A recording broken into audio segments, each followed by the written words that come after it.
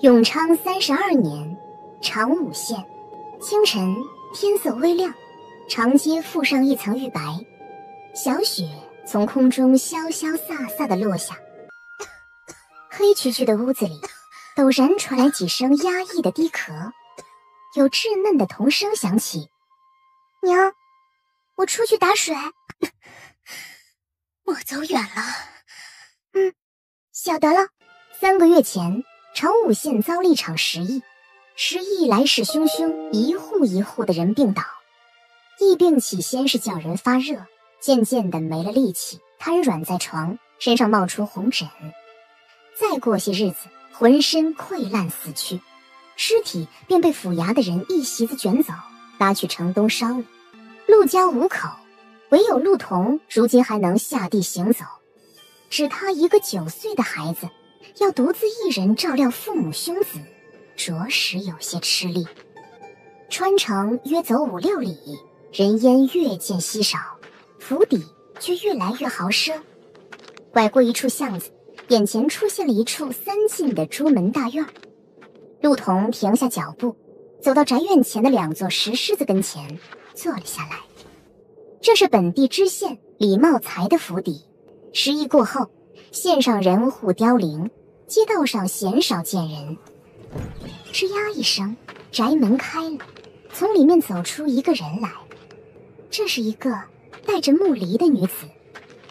女子迈出宅门往前走，一双手抓住她的裙角，回头，脚边女童攥着她裙角，怯生生地开口：“请问，你是治好李少爷的大夫吗？”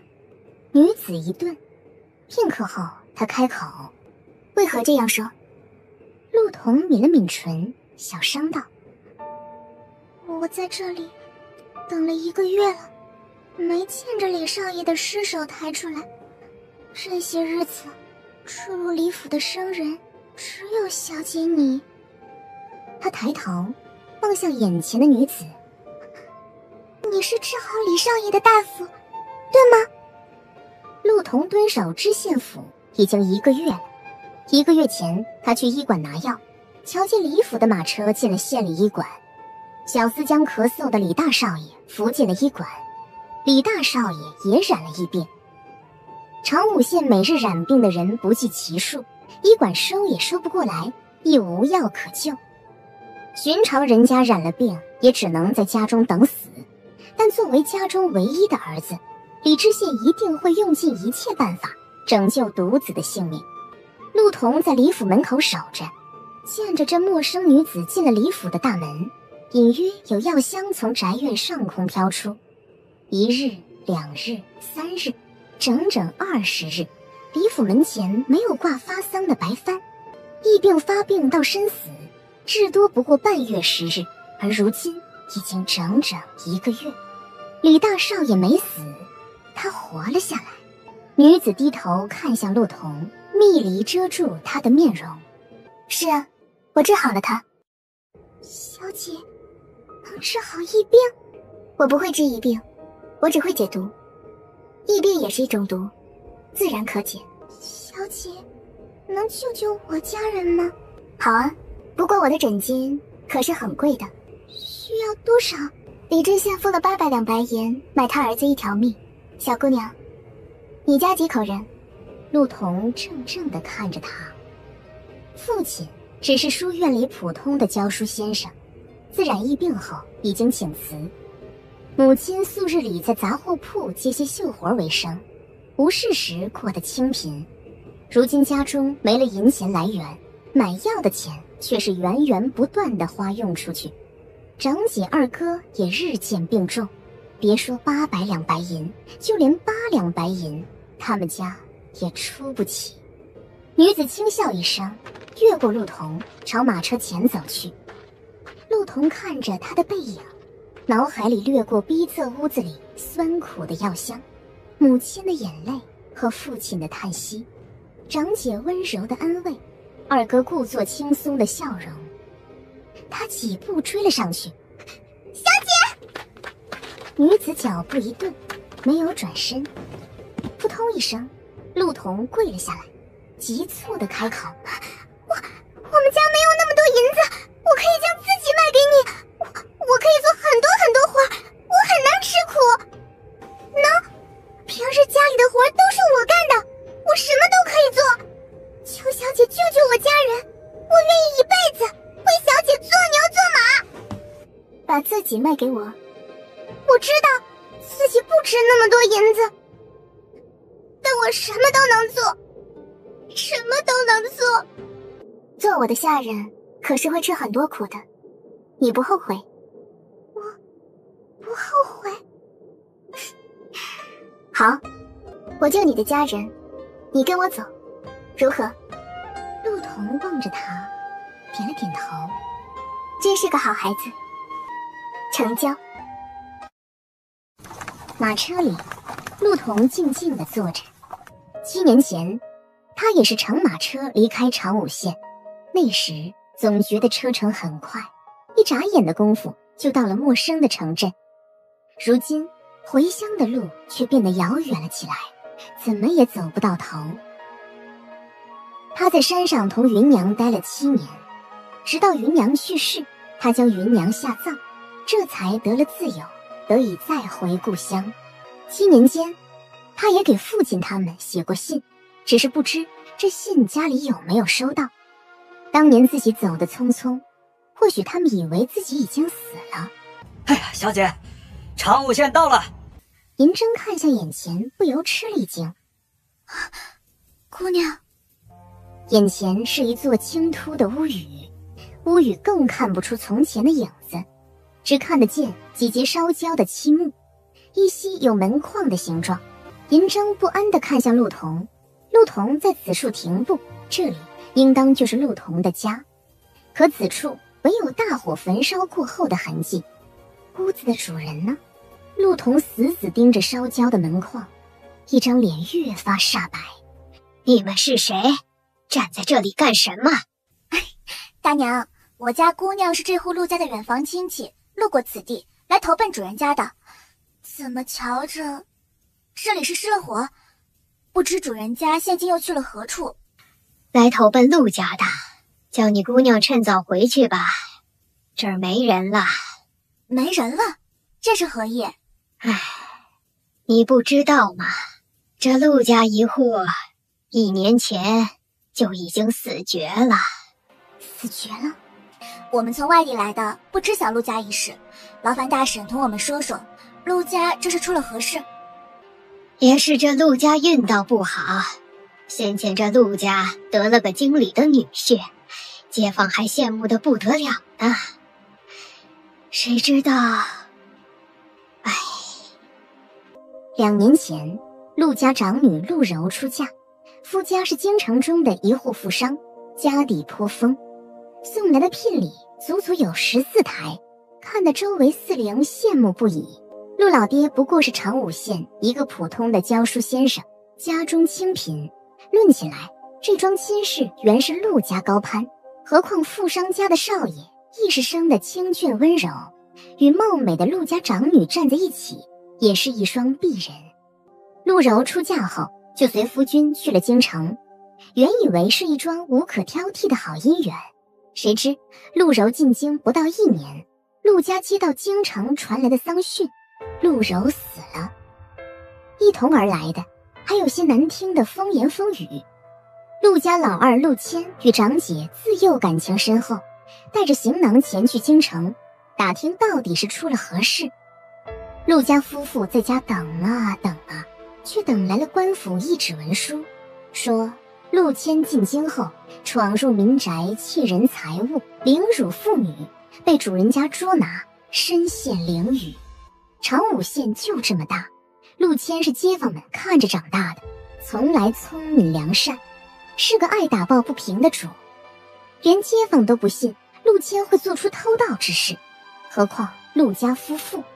陆老爹一怒之下写了状子上京告官，未料还未至京城，走水路的时候适逢风雨，船只倾覆，连个全尸也没留下。不过短短1年，丧女、丧子、丧夫，陆夫人王氏如何承受得起呢？一息间，就疯了。人瞧着癫狂了，也不哭闹，成日里抱着陆柔小时候耍的拨浪鼓，笑嘻嘻地坐在湖边唱歌。哎呀，街坊怕他出事儿，带他回家。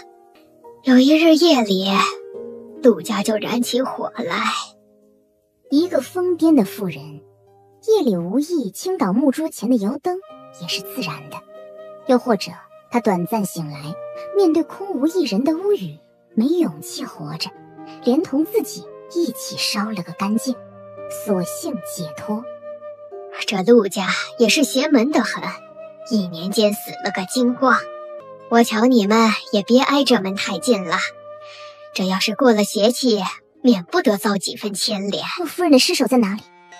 陆家火起的大，又是夜里，等发现时已经晚了，烧了整整1夜。等到第2日人进去时，只找着一捧残灰，就随意扫了。倒是这宅子修缮不好，索性就留在了此处。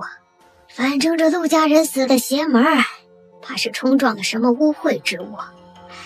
你们莫要离此地太近了，从来忌讳死了人的屋子，出了事儿可别后悔。陆童慢慢地走着，他离家已经许久，很多过去的画面都不甚清晰，脚踩在废墟中发出细小的轻讶声。姑娘，要不还是先出去吧，方才那人说万一犯了忌讳，何况什么？何况陆家邪门的很，确实邪门的很。生死、入狱、水祸、大火，这一桩桩一件件的巧合，他也想知道陆家究竟是冲撞了哪里的污秽之物，才会被人这般毫不留情地灭了门。方才他说陆柔嫁的那户人家是京城柯家。是的呢，说是京城做窑瓷生意的老字号。柯家，我记住了。临近傍晚时，2人找了一个客栈坐了下来。陆童独自坐在房间里，陆童的目光有些发寒。他在山上待了7年，行囊清简的出奇，满怀期待归乡，等来的却是噩耗。晌午开始就没吃过东西，姑娘，我让他们做了点热粥过来，且喝一口填填肚子。小菜随后就到。姑娘，节哀顺变。他知道陆童离家已经多年，如今回乡物是人非，难免伤神。然而遇着过这种境况，银铮绞尽脑汁也想不出什么安慰的话语，只能生硬地劝慰着。银铮，你跟着我多久了？约有大半年了。大半年，如此，我们就在此分别吧。姑娘，银铮不可置信地看着他。银铮是青楼女子，自幼被赌鬼父亲卖入欢场。她生得伶俐美丽，偏命运多舛，16岁时便染了花柳病。老鸨不肯为她花银子瞧病，又嫌她气味难闻，不可再继续接客。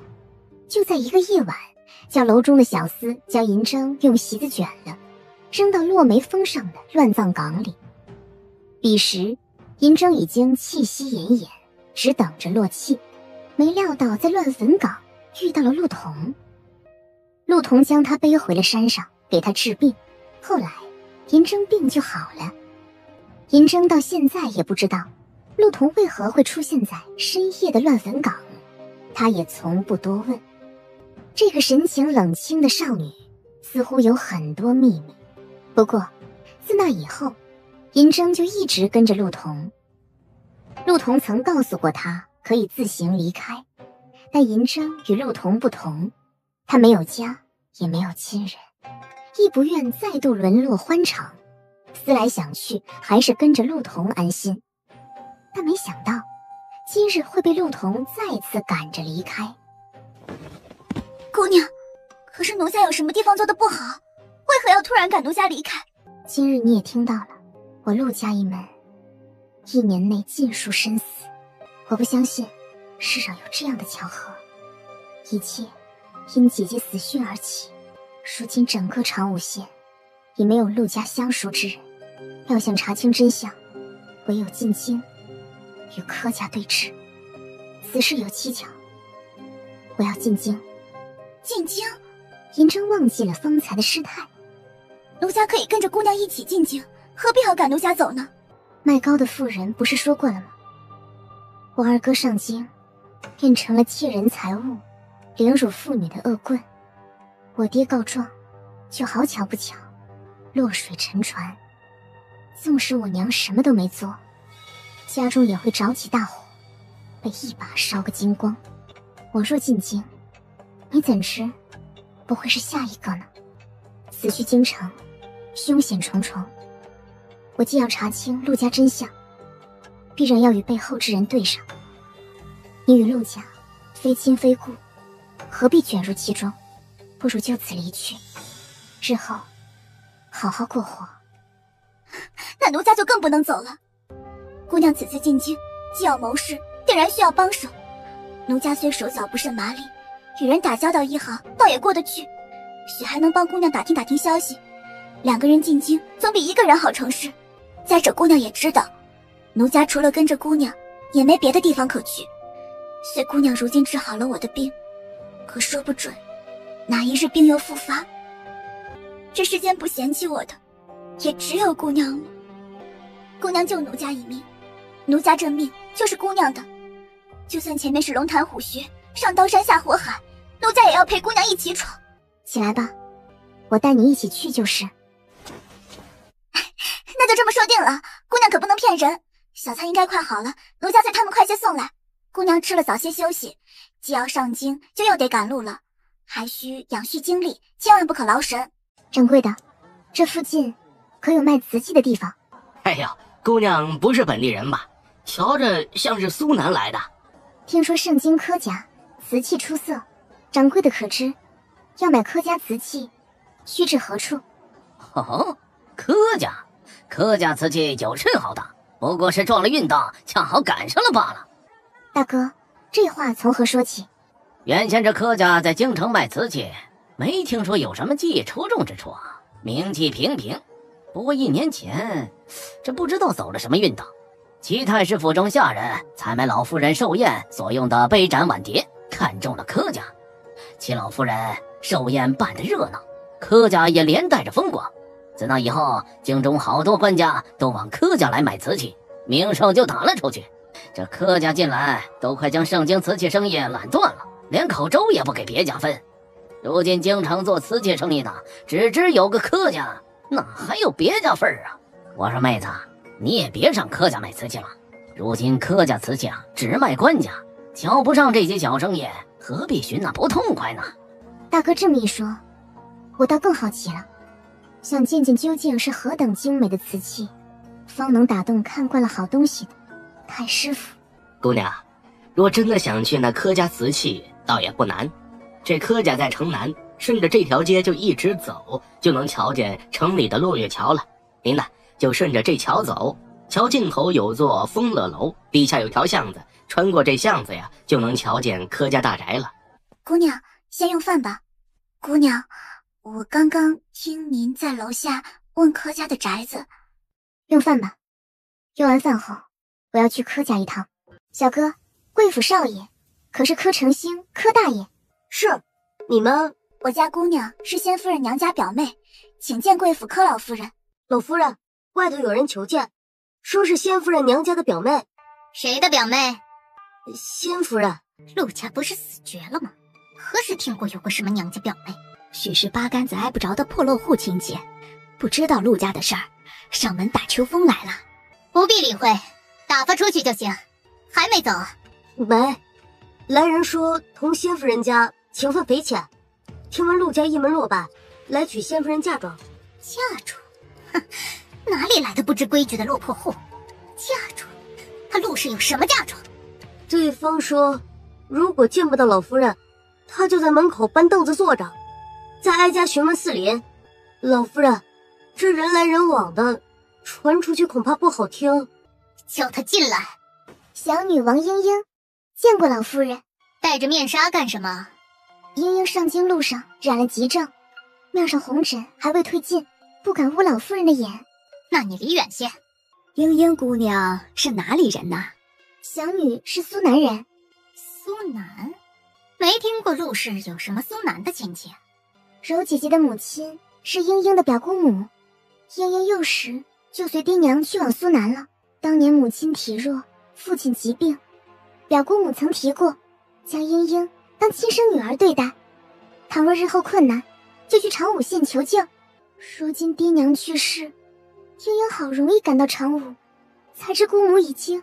你既是来找陆氏的，可知陆氏早已病故，柯家现下没这个人。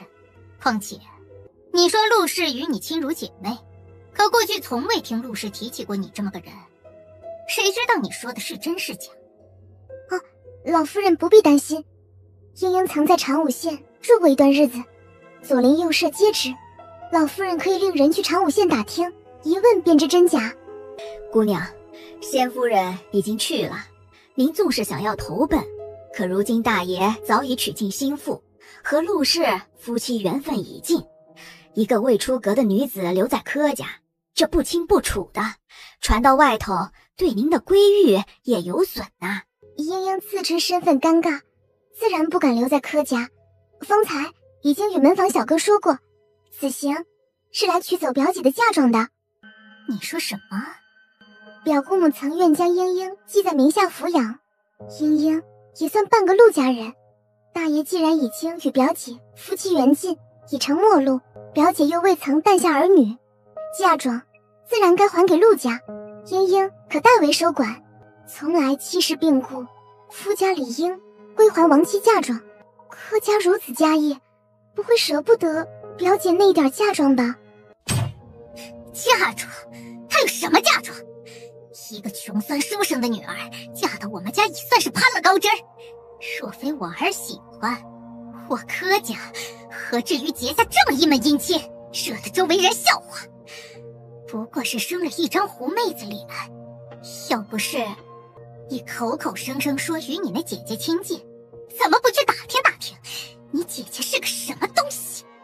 陆氏进了我柯家，不守妇道，仗着有几分姿色，在店铺里公然勾引七太师府上公子，也不看看自己几斤几两。七公子怎么瞧得上她这样的女人？她自己不要脸，被太师公子拒绝了，衣衫不整的跑出来。事情过了，才晓得没了脸，自己受不住，一头跳进池子里，却叫我柯家成了京城里的笑话。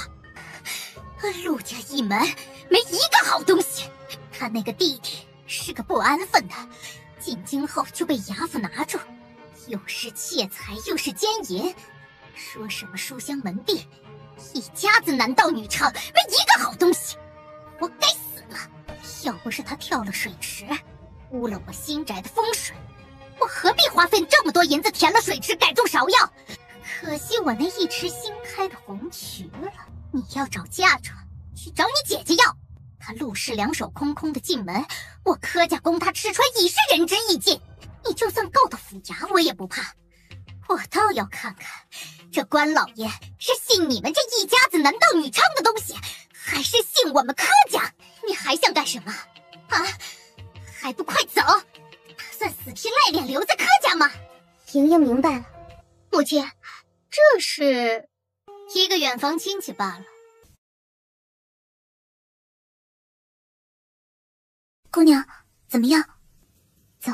姑娘，要不要再找人问问？不用问了，我姐姐是被害死的。娘，我想要那个。这个不行，你还小，现在用不上。等我们彤彤长大了，娘给你挑别的。啊！我就要姐姐那个，我就要那个。你怎么回来了？我再不回来，你眼睛都要肿成核桃了。哭吧，赶紧吃吧。娘不是说今日要给你相看我未来夫君吗？你知道什么？夫君哪有我妹妹重要？等晚上过后娘睡了，我将这花簪给你，你藏着别叫娘知道。一枝花簪也值得你这般苦恼。哼，算了，你就先替我保管着，将来有一日我再来问你讨。那你可得抓紧些，否则将来我出嫁了，你纵是想来讨也讨不着。哼，你嫁到哪里，我就跟到哪里。反正你是我姐姐。姑娘，今日您说大姑娘是被柯家害死的。我们在长武县时，灵人说陆家收到京中死讯时，是什么时候？是3月。不错，但是今日柯家人却说陆柔死在夏日。要不是他跳了水池，污了我新宅的风水，我何必花费这么多银子填了水池改种芍药？可惜我那一池新开的红渠了。荷花不会开在3月。京城离长武县脚程再如何拖延，至多也不过月余，总不能头年夏日陆柔身死，直到第2年消息才传到长武县。更何况那个夏日陆谦还未进京，2个消息，其中一方必然在说谎。陆谦是得了陆柔死讯才上的京城，倘若陆柔当时还活着，如何如今长武县的人却说信里是陆柔的死讯呢？莫非柯家人一早就知道陆柔会死吗？还是柯家本来想以陆柔死讯打发陆家人，没料到执着的陆谦竟只身前往盛京亲自打听消息？又或者陆谦收到的那封信根本就不是陆柔的死讯呢？真相扑朔迷离，柯老夫人的话陆童一个字都不相信。陆柔勾引七太师府上公子未遂，柯家却在1年前得了七太师府上青睐，从而瓷器生意兴隆，怎么看都有些过于巧合。他要留在京城，留在这里，查清楚陆柔究竟遭遇了什么，陆家一门祸是因何而起。还有，拿回戴在柯家心腹头上的那只木槿花发簪。可是姑娘，在这之前还有件事得提醒您，咱们的银钱快不够了。大爷，你今日怎么回来的这么晚？嗨，吃酒嘛。这么大酒气，仔细秦氏又闹起来。今日陆氏的表妹来了。陆氏的表妹？陆氏哪儿来的表妹？你也没听陆氏提起过。我觉得这人来的蹊跷，后来让人派去跟着，却将人跟丢了。我与陆氏成婚之后，不曾听他说过有什么表妹啊，应当就是过来讹人的骗子。不知怎的，我心里总觉得不踏实。当初陆氏的事儿，说到底也不该你动手，如今也扯不干净。母亲，不会出什么事儿吧？我已让人去长武县打听消息，看看是不是有个叫王英英的。真有什么不对，前面也有个高的顶着，怕什么？一个陆家也掀不起什么风浪。盛京好是好，就是东西太贵了。芸娘死前让他将箱中的医书全都跟自己遗体一起烧了，剩下的银子都留给了他。可这些年芸娘花银子大手大脚，赚来的银子转头又买了新药材。陆童将芸娘的后事处理完，手中银子已经所剩无几。一路回长武县，进京的花费也不少。银章前几日盘算过，刨去买草药，剩下的银子还能让他们在盛京再住小半个月，至多半月后，他们就真的一无所有了。东家，有客人来了。客人想买点什么？不知贵医馆可收炮制的药材？你有什么药材啊？蒲黄炭呐，炒的还不错。医馆中蒲黄炭用的频繁，生蒲黄也不算贵。陆童借客栈的后厨炒了这些。银章先前还担心陆童炮制的这些药材医馆里不肯收，闻言心下松了一半。我家姑娘炒的蒲黄炭向来好，掌柜的瞧着。3钱银子。什么？才这么点儿？生蒲黄也不止这个价。就这么点儿，嫌少了出门左转，有家杏林堂啊，家大业大，你去试试。说不准能多给些。3000就3000。哎，阿成，取银子去。这是什么？药茶。抱歉，姑娘，医馆里不收药茶。不要钱，算搭头。煎服可消减鼻滞鼻渊，先送东家2副，如果满意可以另送。我住在落月桥下来仪客栈。那就谢谢姑娘了哈。东家，平时收蒲黄炭都5000银子，今日怎么突然换价了？而且3000银子是生蒲黄的价，没有赚头，他们怎么还肯卖？你怎么知道人家没赚呢？这不送了2罐药茶吗？他们想寄卖药茶呀？不然呢？天下没有白吃的午餐，真当人家傻呀？不然放着前面的杏林堂不去，来我们这儿卖药，你以为是看中了少爷我的脸吗？那东家，这药茶还卖不？卖个屁！来路不明的东西，谁知道有没有毒啊？吹死人了，找谁算账去？这蒲黄炭我还得试一下。京城骗子多，女骗子也不少，不多长几个心眼，被人卖了还帮人数钱，回头拿去扔了啊！别和其他药混在一起。咱们这几日一路走来，蒲黄炭都是5000银子，偏这家只给3000银子，还什么人心医馆，我看是黑心医馆还差不多。姑娘，总共就送了几包药茶，为何不多送几包给杏林堂，反而给了这家寄卖呢？人心医馆里没有坐馆大夫。姑娘是想做坐馆大夫，可是银筝有些犹豫。这世道女子行医的本就少之又少，更不用提当坐馆大夫了。继续走吧，把剩下的蒲黄炭卖完。叔，阿成，没见过叔来了，快去泡茶。没眼色的兔崽子，真是。叔，你别跟他计较啊。长青啊。哦，这月药材是吧？小侄这就去给您抓。长青啊，当年令尊病重，托我在他过世之后多加照顾于你。我呢与令尊相交多年，也就拿你当半个儿子。今日就与你说说这知心话。别人到你这个年纪啊，都已成家立业了。令尊在世之时，家业颇多，一间医馆，进项呢不丰也无碍。现在就不同了，你靠医馆过活，这医馆位置虽好，但铺面太小，来抓药的人也少，长此以往必然开不下去啊。就算将医馆卖掉换成银钱坐吃山空，也不是个办法。我看你人是伶俐，有几分才情，何不考取个功名谋得，一官半职啊？你瞧，我家里2个不孝子是及不上你聪慧的，可家中自小教他读书，如今也算小有事业。你知不知道，我家小儿子前些日子又生了俸禄。叔忙得很，小侄也就不远送。刚过春日，特意给您备的春梨，里头的药茶可缓解鼻滞鼻渊。哎呦，您老一定保重身体啊！长青有心了，这老酸儒总算送走了。其实胡员外说的也没错。哎，东家，您可以去考个功名。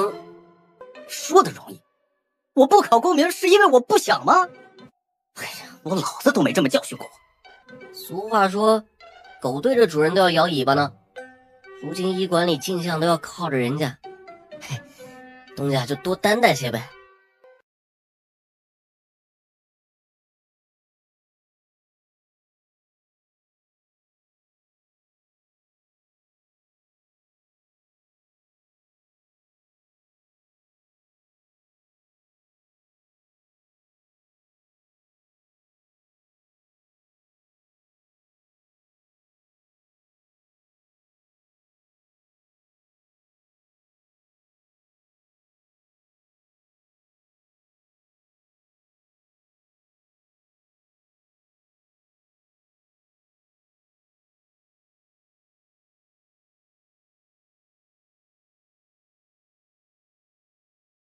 把这药茶煎了，这2日我就喝这个。往日送来的茶不是都给下人了，今日怎么又想起自己喝了？放着屋里的好茶不喝，偏喝这个，什么毛病？风雅滋味，那却是银钱能衡量的。常青说这茶可以调理鼻渊鼻滞，先喝几日瞧瞧。为什么要在那些包药茶的白纸上写字呢？你我进京时，路上街道随处可见茶社茶摊，盛京人爱吃茶，而再小的茶摊前总插有10仙花朵，茶点讲究，亦有儒生言诗论文，可见风雅。所以姑娘才会做药茶。她没有做药丸，也没有做药粉，而是做了药茶，又让银针在包药茶的纸上写了诗文，既是讲求礼乐风雅，卖相做得好些，总会有人愿意一试。只要有人愿意试一试，接下来的事就好办多了。也不知道什么时候才会有人来找咱们买药茶。快了，药丸呢？胡员外啊，叔，您怎么突然来了？药茶？什么药茶？你前几日给我包那春梨里那封药茶。叔，其实那药茶是别人做的，那人送了药茶就跑了，我们也是被那茶好得很，我喝了5日，鼻息好了许多，吃河堤都没问题了。长青啊，这药茶好得很呐，缓了我多年旧疾呀，我就知道你这孩子惯有孝心，只是老夫怎么好占你一个晚辈的便宜呀？这里是20两银子，老夫还在买5包。对了，你刚刚说什么？送药茶的人跑了，是找不到人了？那这药茶还有吗？有，还有，当然有。那卖药茶的人性格古怪清高，本来是要离开的，但是与我呢甚是投缘，我与他已结成好友，他也答应日后都会为仁心医馆供应药茶。说您来我们这儿是来对了，整个盛京就我们仁心医馆有这药茶啊。这样，您先喝水歇一会儿，他不住这边，送药茶需要些时间，你等等啊。哎呀，姑娘，在下杜长青，敢问姑娘贵姓啊？陆童。原来是陆姑娘。陆姑娘啊，想来你已经猜到在下前来的原因。抱歉，杜公子，客栈用火不便，我如今也不做蒲黄炭了。哎呀，陆姑娘，在下今日不是为了蒲黄炭而来，你那药茶能不能再卖我些？杜公子打算出多少银子？1两银子。陆姑娘，你的药茶1两银子一包卖给我，如何？陆姑娘笑什么呀？看来杜公子也不是很想与我做这笔生意。我瞧离仁心医馆不远有间杏林堂，家大业大，说不准能多给一些。那陆姑娘可否说个数？3两银子一包。这么贵，你怎么不去抢啊？杜公子，盛京的杨花还得再飞一段时间吧。那又如何？若公子的医馆能提供药茶，至少最近2、3月内不愁无人问津。杨花飞舞多久，药茶就能再卖多久。我的药茶缓解鼻滞有效，却不能彻底根治。待到来年，先前客人还会再来，年年3月赚得盆满钵满，杜公子的仁心医馆便不会如眼下这样岌岌可危了。陆姑娘想得很好，可万一别的医馆学会了药茶制作，仁心医馆又有什么胜算？且不论我的药茶别人能否学会，杜公子怎么不想想，我能做出鼻滞药茶，难道不会做出别的药茶吗？莫非那药茶是你亲手做的？不可能，你这样年轻，许是你家中有会医的大夫，或是你偶然从别处得来的方子。实不相瞒啊，陆姑娘，你说的我十分动心。可是你要的银子实在是太多，要不再低一点儿？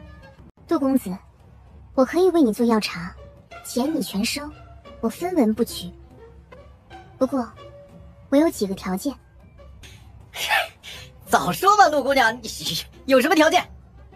第一，我给仁心医馆做药茶，材料杜公子出，每日做多少，我说了算。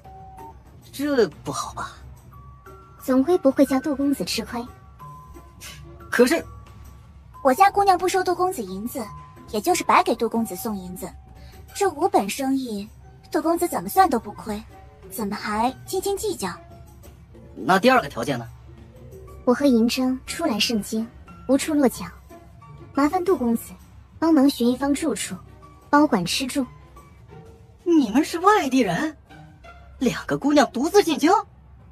你在盛京没有认识的熟人吗？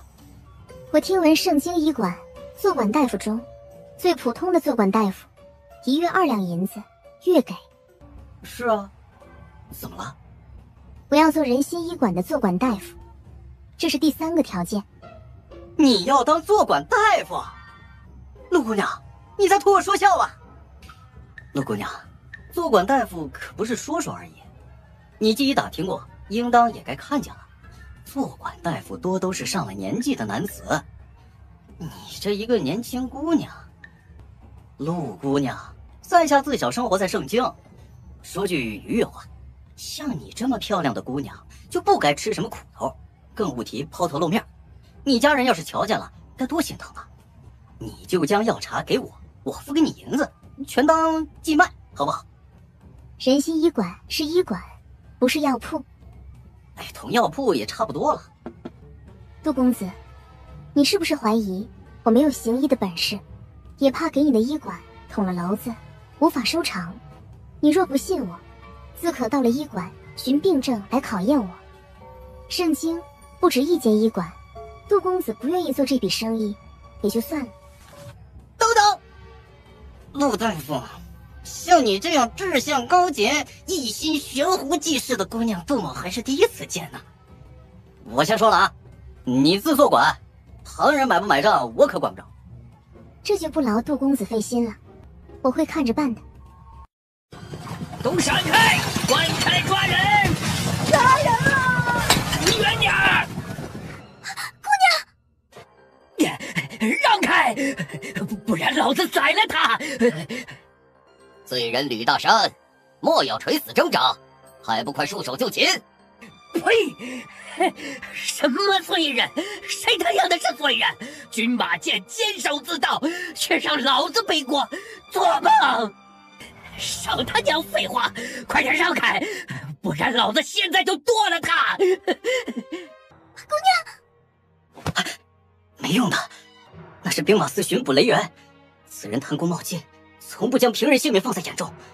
这么大阵仗追捕那个吕大山，恐怕……都给我闪开！有一个弓箭手正缓缓地拉动弓箭，他心中蓦地发寒。此刻他被吕大山抓着挡在身前，犹如吕大山的一块肉盾。就算对方弓箭手身手再如何高超，一箭过来只会将他和吕大山一起射穿。他可不想莫名其妙地死在这里。思及此，陆童不动声色地攥紧了手中绒花。这绒花是方才在宝箱楼下就被他拔下来的，一直握在手心。陆童下手极重，杀了你！姑娘小心！放手！重重人马中站着一个手持弯弓、穿大红锦狐剑衣的年轻人。差个人而已，雷捕头阵仗不小啊。裴殿帅。殿帅？他是当今殿前司天武右军都指挥使裴云映，看来雷元这回是踢到铁板了。殿帅，我等奉命捉拿逃犯，现下逃犯就擒，烦请回避。雷捕头抓人上来就放死箭，刚刚要不是裴某出手，逃犯差点就死了。事关军马监一案，犯人交由刑狱司往审刑院受理。雷捕头如此下死手，不会是要杀人灭口吧？啊？元帅，饭可以乱吃，话不能乱说。玩笑而已。雷捕头这么紧张做什么？不知道的还以为雷捕头是心虚了。你，段小燕，大人，把他带回去，交由刑狱司。是。元帅，李大山是我兵马司要抓的人。涉及军马监一案，同天武右军也有几分关系，我送去也一样。再者，雷捕头抓的人不也要送往刑狱司吗？莫非雷捕头还有别的私刑要用？那就有劳殿帅费心了。待回到兵马司，下官会将今日之事回禀上头。多谢殿帅一片好意，